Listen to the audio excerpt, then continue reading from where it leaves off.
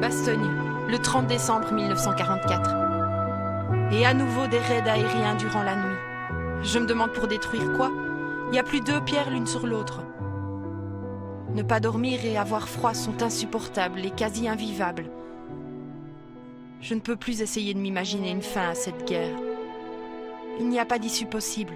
Nous sommes dans un cul-de-sac et nous crèverons tous. Je me motive pour aller à la Croix-Rouge. Un docteur de Bastogne ne ménage pas sa peine pour soigner les arrivants des environs. Ce médecin, qui va aussi de cave en cave, m'a avoué avoir brisé les portes de 2 pharmacies pour se servir en médicaments de première nécessité. Je n'avais pas le choix, me dit-il en guise de justification. L'état physique et mental des gens vivant sous terre n'est pas fameux. Grippe, poux, entérite et crise de nerfs sont légion. L'hygiène et le froid semblent être les causes principales de la plupart de leurs maux. Des villageois de Losange arrivent, complètement hébétés les pauvres. Ils se croyaient à l'abri au château. Il a fallu déchanter.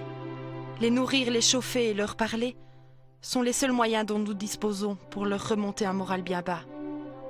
Il fait de plus en plus froid, ce qui n'arrange rien. Le soir, une pensée me vient à l'esprit. Je dois réconforter de pauvres gens, alors que les idées que je rumine depuis quelques jours sont dominées par le désespoir. C'est peut-être, non, c'est sûrement certains d'entre eux par leur courage qui m'aident à tenir le coup.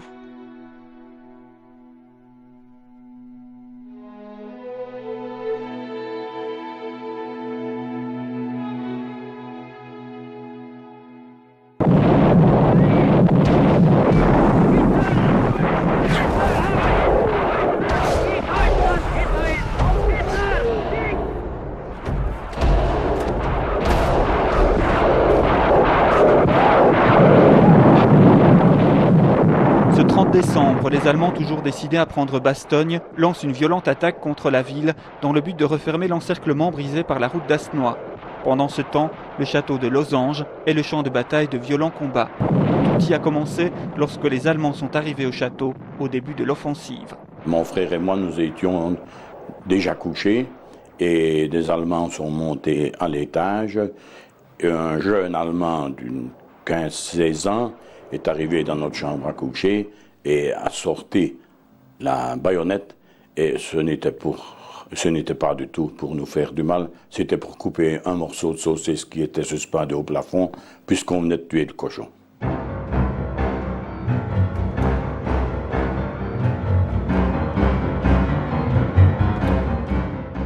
Alors que les officiers occupent le château, les soldats sont dans les dépendances. Pendant que les Américains tentent de prendre le château, les civils sont réfugiés dans les caves. La peur régnait. Il n'y a rien à faire, les enfants pleuraient, on avait réellement peur. Mais aussitôt que le bruit, les détonations étaient terminées, on se sentait en sécurité, étant donné qu'on se croyait protégé, du moins par les troupes allemandes qui étaient très nombreuses.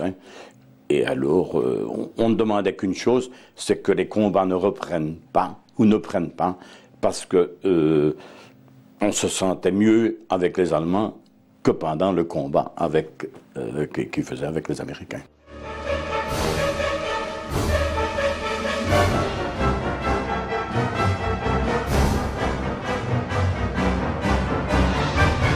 Finalement, le château tombe entre les mains américaines. À un certain moment, une grenade a été lancée par le soupirail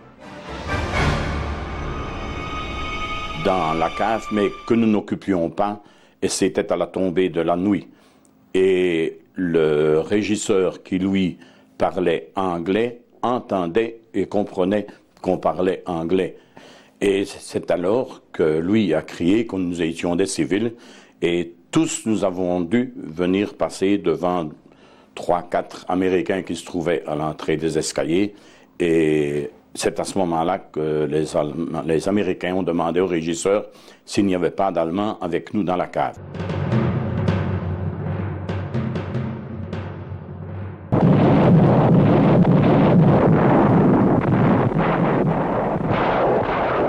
Les jours suivants, les Allemands, repoussés à l'Outrebois, tentent de reprendre le château aux Américains.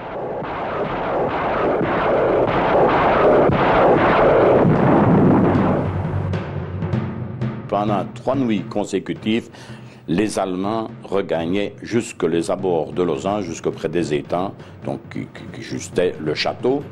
Et la journée, les Américains les repoussaient dans les bois, donc il y a 3 km de Losange à Lutrebois. Et ce n'est qu'à la 3e fois que les Allemands sont repartis pour de bon. Et là, il y a eu les fameux combats à Lutrebois.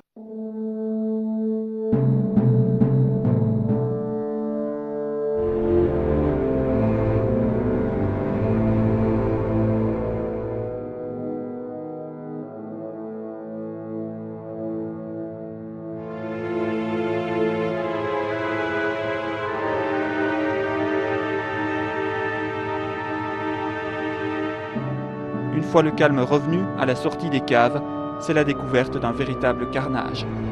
C'est dans les bois entre Losange et Lutrebois que là, après l'offensive, on a vu beaucoup de cadavres et essentiellement dans les prairies qui étaient après le bois, le fameux bois de Losange, donc le grand bois de Losange, quoi.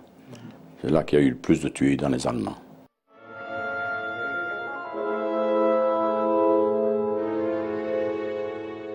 Le nettoyage des bois offre un spectacle particulièrement horrible.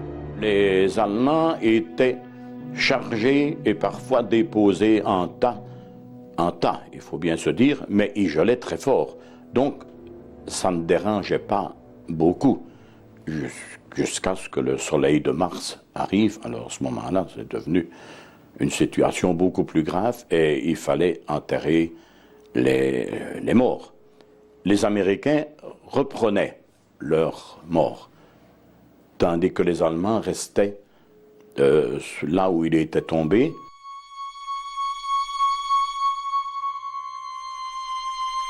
À 2 pas de là, le village de Villers-la-Bonneau est occupé par les Allemands. La maison était complètement occupée par les Allemands. Ils ne nous ont laissé qu'une seule chambre à coucher, dans laquelle mes parents, mes 4 sœurs et moi-même, nous dormions. Nous avons commencé à ce moment-là à vivre des bombardements, les avions qui venaient, et là évidemment nous descendions à la cave, et donc nous vivions entre la cave et cette chambre à coucher dans laquelle nous vivions sans sortir, on ne vit plus à l'extérieur. Il faut quand même que, et ici je parle un petit peu pour les jeunes peut-être, il faut qu'on sache que pendant une guerre, on n'a plus aucune activité à l'extérieur, toute vie sociale, économique est stoppée, on ne vit plus que dans les caves, dans la peur donc de la guerre.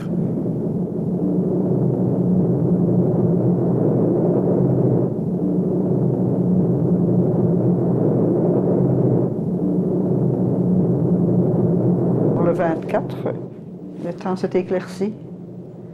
Alors tout de suite, on a commencé à entendre bruyer un petit peu les avions et le petit avion qu'on a entendu. Alors c'était le bombardement, les mitrailleuses surtout. Ils mitraillaient beaucoup. Et c'est à ce moment... oui, la plupart des maisons, il y a 3-4 maisons qui ont brûlé le 24 déjà.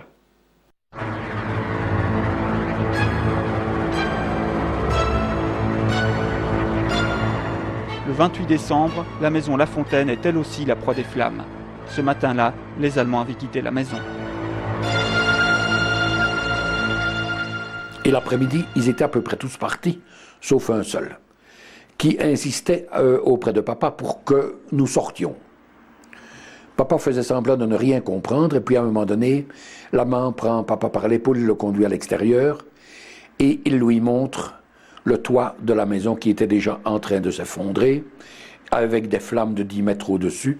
Alors nous sommes sortis, et je vois encore, évidemment, je sais revivre ce moment dramatique où vous avez ces flammes de 10 mètres de haut au-dessus du toit de votre maison, les éternites qui claquent, et tout brûle.